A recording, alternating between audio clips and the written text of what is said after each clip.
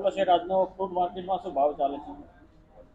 આજનો દાડમનો ભાવ 115 થી 120 હતા અને પાઇનેપલમાં 65 થી 70 હતા, પપૈયામાં 25 થી 30 ને કીવીમાં 1350 થી 1400. એમાં શું બોક્સમાં કેટલા કિલો આવે?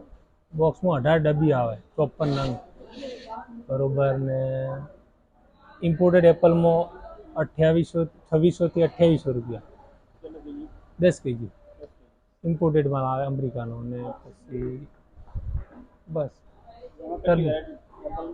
એપલમાં બધી વેરાયટી મળી જાય, ડિલિશનથી માંડીને વોશિંગ્ટન, ફીજી, ગાલા બધું. અને એવરેજ ભાવમાં શું રેટ? એવરેજ 2500 થી મળીને 2800 સુધી 10 કિલોમાં મળી જાય. તરબૂચમાં? તરબૂચમાં 20 થી 22 રૂપિયા, પપાયા? પપૈયા 28 થી 30 રૂપિયા,